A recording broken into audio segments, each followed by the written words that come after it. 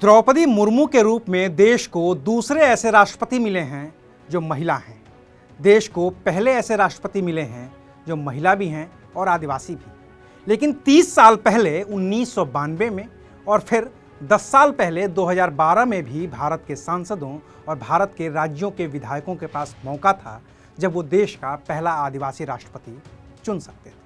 लेकिन उन दोनों ही चुनावों में कांग्रेस के विरोध और भाजपा के समर्थन की वजह से आदिवासी उम्मीदवार राष्ट्रपति भवन तक नहीं पहुंच सका था। नमस्कार, मैं हूं अविनाश और आप देख रहे हैं अनकट। साल था 1992। केंद्र में नरसिम्हा राव के नेतृत्व में कांग्रेस की सरकार थी।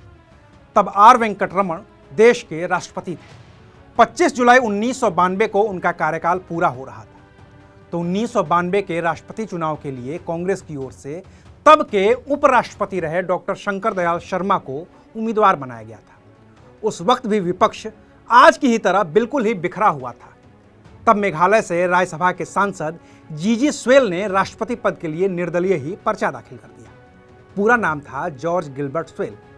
विपक्षी दलों में शामिल राष्ट्रीय मोर्चा और भारतीय जनता पार्टी दोनों ने ही उस वक्त जॉर्ज गिलबर्ट स्वेल का समर्थन किया। जॉर्ज स्वेल मेघालय के बड़े नेता थे। 4 बार सांसद रह चुके थे और लोकसभा में उपाध्यक्ष रहे थे। मोरारजी देसाई की सरकार से लेकर इंदिरा गांधी की सरकार तक में कई देशों में एम्बेसडर भी रहे थे। लेकिन 16 जुलाई 1992 को जब राष्ट्रपति चुनाव के लिए वोटिंग हुई तो जॉर्ज गिलबर्ट स्वेल को महज 3,46,485 वोट ही मिले, जबकि कांग्रेस समर्थित उम्मीदवार डॉक्टर शंकर दयाल शर्मा को कुल 6,75,864 वोट मिले थे। और इस तरह से 1992 में भारत को अपना पहला आदिवासी राष्ट्रपति नहीं मिल पाया था। इस राष्ट्रपति चुनाव में भारत के मशहूर वकील राम जेठमलानी ने भी दावेदारी पेश की थी, जिन्हें महज 2,704 वोट ही मिले थे। 1992 के बाद 2012 में एक बार फिर मौका आया जब मुल्क को आदिवासी समुदाय का राष्ट्रपति मिल सकता था। लेकिन 2012 में भी कांग्रेस की वजह से ही आदिवासी समुदाय से आने वाले उम्मीदवार की जीत नहीं हो सकी थी। उस उम्मीदवार का नाम था पीए संगमा, जो जॉर्ज गिलबर्ट स्वेल की तरह ही मेघालय से आते थे और 1988-90 के बीच मेघालय के मुख्यमंत्री रह चुके थे। पूरा नाम था पुरनो अजितोक संगमा, जो गारो जनजाति से ताल्लुक़ रखते थे और 8 बार लोकसभा का चुनाव जीते थे। 1996 में वो लोकसभा के अध्यक्ष भी बने थे।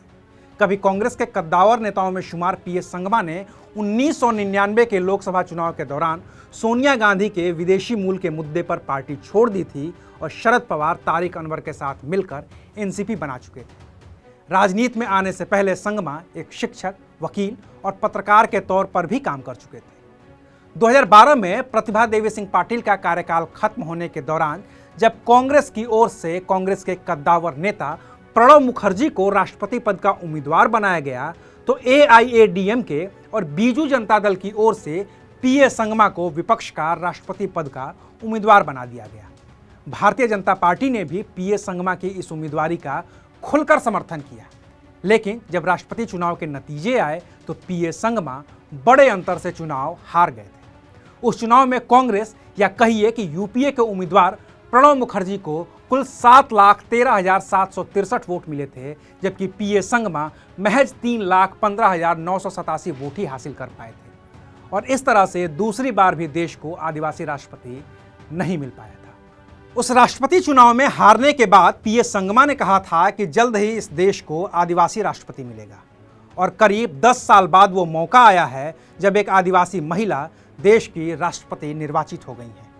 हालांकि एक आदिवासी को राष्ट्रपति बनता देखने के लिए पीए संगमा जिंदा नहीं है, लेकिन उनकी कही बात सच साबित हो गई है। शुक्रिया, आप देख रहे थे अनकट।